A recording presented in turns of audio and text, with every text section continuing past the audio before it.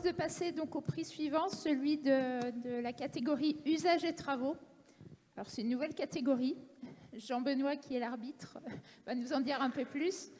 Voilà, on s'est aperçu qu'il y avait de plus en plus d'établissements qui faisaient des travaux. On ne va pas s'en plaindre, c'est plutôt une bonne chose. Donc vous ne voulez pas les exclure et pas non plus les comparer à des établissements qui n'avaient pas fait de travaux. Merci, c'est une belle synthèse. Merci Christelle. Je vais faire très vite, je crois qu'on n'est pas en avance. Je suis ravi d'être devant vous parce que c'est moi qui les ai audités. Je me suis présenté devant cet institut. Et puis c'est à ce moment-là où on a commencé à parler des différents efforts qui avaient pu être faits. C'est effectivement une nouveauté pour cette année. On l'a vu, il y avait beaucoup d'établissements scolaires qui ont pu concilier travaux de rénovation énergétique et sobriété, action sur les usages.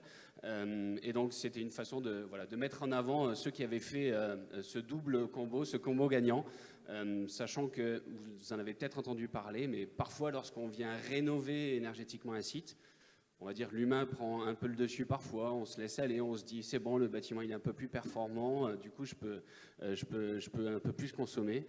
Ben, c'est un parfait contre-exemple de cette situation. Je suis donc ravi d'accueillir l'Institut Notre-Dame de Meudon, qui cette année a pu atteindre 29% d'économie d'énergie, avec du coup de la rénovation énergétique, des actions sur les usages.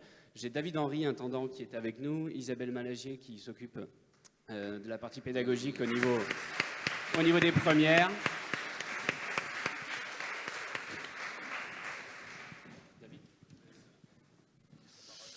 Eh bien, merci beaucoup. On est ravis d'avoir ce nouveau premier prix, enfin ce nouveau prix créé rien que pour nous.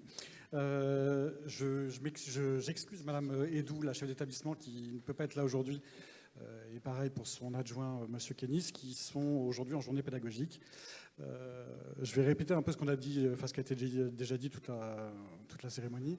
C'est vraiment un travail d'équipe. Ce qui était formidable, c'est de pouvoir travailler avec les équipes techniques, les équipes pédagogiques, les élèves, mais aussi en externe, c'est-à-dire qu'on a aussi associé les équipes de maintenance extérieure, les chauffagistes, etc., qui ont aidé les élèves à faire le parcours diagnostic en marchant.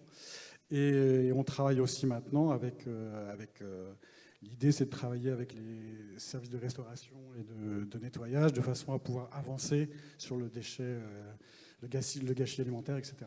Je veux juste, avant de passer la parole à ma collègue et aux élèves, remercier QBES, bien sûr, mais aussi toute l'équipe de pilotage, nos collègues qui ne sont pas là aujourd'hui, puisqu'en journée pédagogique. Je pense à Nadia Rigaud, à Delphine Meyer et Wissam Sabra. Et je laisse la parole à Madame Balagier. Oui, donc on est très fiers d'avoir ce prix. C'est une année d'efforts et d'actions récompensées. Donc c'est vrai que quand on s'est lancé dans le challenge QBES, c'était aussi parce qu'il y a une politique développement durable initiée dans l'établissement depuis un certain temps. Et l'établissement est labellisé niveau 2. Et donc là, on a toutes les bonnes raisons qu'on obtienne le niveau 3 avec ces beaux résultats. Alors, il y a eu les actions menées autour du projet QBES, et les élèves vont vous en parler un petit peu plus. Mais il y a eu aussi énormément d'autres projets autour des 17 piliers du développement durable. Et donc, ça a permis d'entraîner finalement tous les élèves de la 6e à la terminale, que ce soit des projets de niveau ou interniveau, disciplinaires, transdisciplinaires.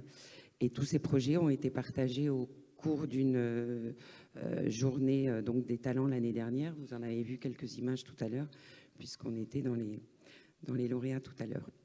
Voilà, je vais laisser la parole aux élèves qui ont participé activement. Et donc, oui, tout ça s'est fait grâce à une équipe projet dynamique et investie qu'on remercie aussi également ici. Donc, nous, notre démarche, elle a été organisée autour d'un paradoxe qu'on a observé. C'est de fait d'ouvrir les fenêtres en décembre parce qu'il fait trop chaud dans les salles. Ça n'a aucun sens.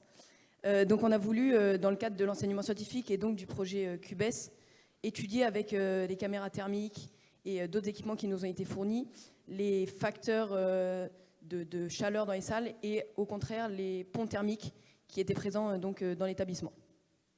Et on a aussi souhaité étudier donc, la chaleur qui pouvait être dégagée par les élèves au cours donc, de ces cours. Et justement, on a donc, dans différentes classes, avec donc, un certain nombre d'élèves différents, étudié en quoi est-ce que ça pouvait influer sur la température et donc quelles actions après on pouvait effectuer donc, avec toutes les équipes également pour justement réduire ces différences et tenter de réduire toutes ces dépenses énergétiques le plus possible.